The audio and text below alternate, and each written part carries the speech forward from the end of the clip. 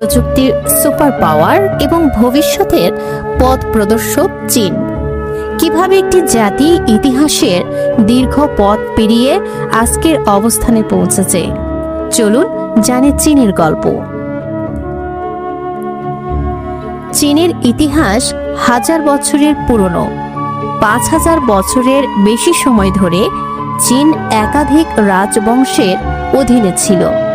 King রাজবংশ, Ming রাজবংশ এবং ট্যাং রাজবংশের সময়কাল চীনের সংস্কৃতি ও বিজ্ঞানকে নতুন মাত্রা দেয়। এদেশের বৈজ্ঞানিক আবিষ্কারগুলোর মধ্যে কাগজ, দাহবারুদ, কম্পাস এবং মুদ্রণ ব্যবস্থা অন্যতম।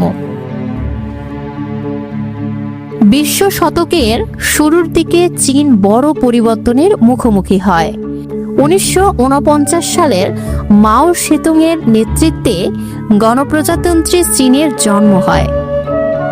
কিন্তু চীন প্রকৃতপক্ষে বিশ্ব মঞ্চের নিজের আধিপত্য বিস্তার করতে শুরু করে ১৯৭৮ সালে, যখন দেও শিয়াওপিং অর্থনৈতিক সংস্কার চালু করেন। আজকের চীন প্রযুক্তির অন্যতম কেন্দ্র। বিশ্বের দ্রুততম ট্রেন, 5G প্রযুক্তি এবং অত্যাধুনিক কৃত্রিম বুদ্ধিমত্তা চীনের নামকে আরও উজ্জ্বল করেছে। চীনের ই-কমার্স জায়ান্ট আলিবাবা, টেনসেন্ট এবং হুয়াংহুয়ে বিশ্ব বাজারে বড় ভূমিকা রাখছে। চীন এখন শুধু নিজ দেশে সীমাবদ্ধ নয়, এর বেল্ট অ্যান্ড রোড ইনিশিয়েটিভ প্রকল্পের মাধ্যমে শতাধিক দেশে অবকাঠামো উন্নয়নে বিনিয়োগ করছে। চীন আন্তর্জাতিক বাণিজ্যে অন্যতম শক্তিশালী দেশ। ভবিষ্যতের দিকে তাকালে চীন কৃত্রিম বুদ্ধিমত্তা, মহাকাশ গবেষণা এবং পরিবেশ বান্ধব প্রযুক্তিতে বিপ্লব ঘটাতে চলেছে। ২০৪৯ সালের মধ্যে চীন বিশ্বের শীর্ষ অর্থনৈতিক শক্তি হওয়ার লক্ষ্যে কাজ করছে।